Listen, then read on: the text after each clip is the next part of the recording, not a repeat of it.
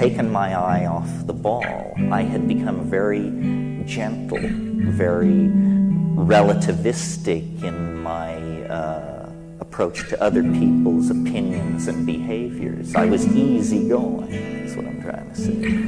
Too easygoing. And in that situation of semi-unconsciousness and openness, the cosmic giggle approaches. And I compare this is closing of a theme, I compare this to sleep, or to states that lie between waking and sleeping. And so again, an odd take on this remark of Gurdjieff's. I remember someone many years ago said to me,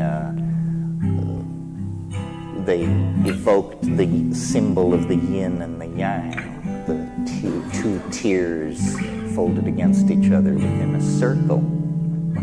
And this person, who was no rishi, roshi, geishe, or guru, but simply observant, said, it's not the black side, it's not the white side, it's the interface, it's the edge.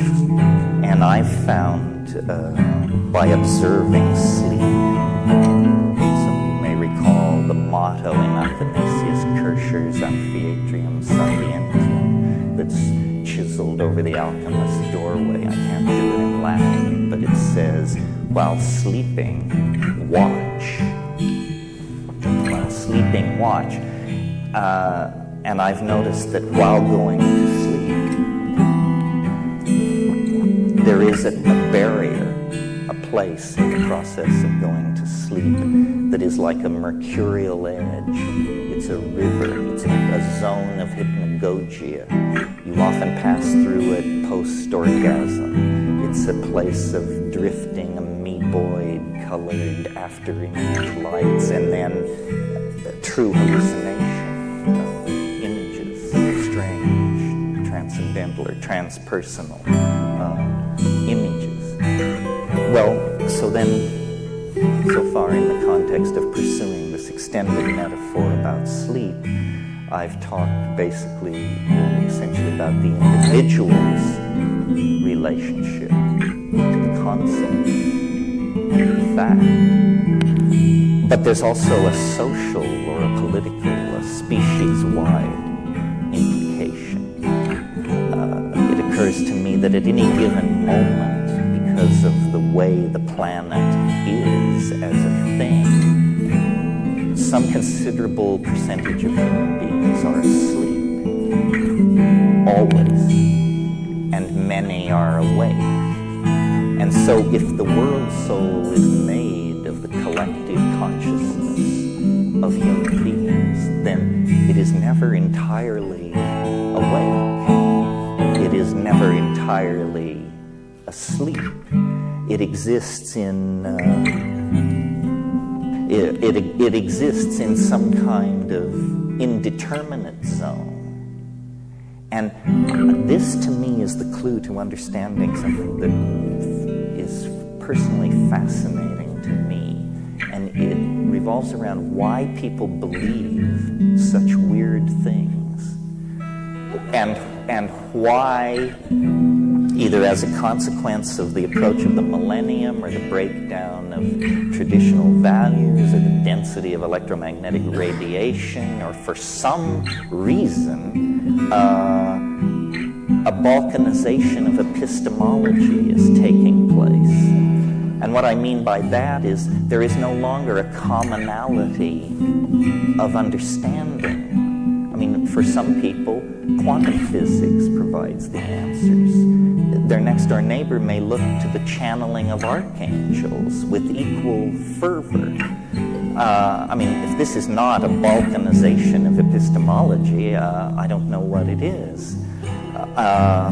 It is accompanied by a related phenomenon, which is technology, or the historical momentum of things, is creating such a bewildering social milieu that the monkey mind cannot find a simple story, a simple creation myth or redemption myth to lay over the crazy contradictory patchwork of profane techno-consumerist, post-McLuhanist, electronic, pre-apocalyptic existence.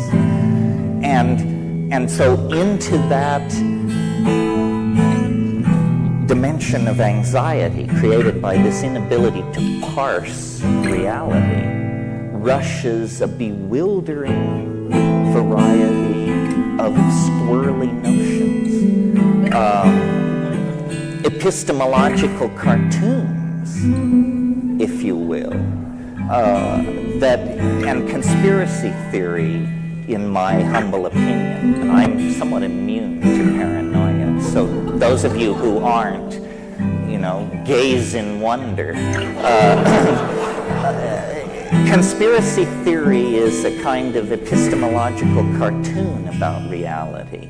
I mean, isn't it so simple to believe that things are run by the Greys and that all we have to do is trade sufficient fetal tissue to them and we can solve our technological problems? Or isn't it comforting to believe that the Jews are behind everything, or the Communist Party, or the Catholic Church, or the Masons? So, well, these are epistemological cartoons. It's kindergarten stuff in the art of amateur historiography. I believe that the truth of the matter is far more terrifying. That the real truth that dare not speak itself is that no one is in control. Absolutely no one. It's because nobody is in control. This stuff is ruled by the equations of dynamics and chaos. But to seek control is to take enormous aggravation upon yourself.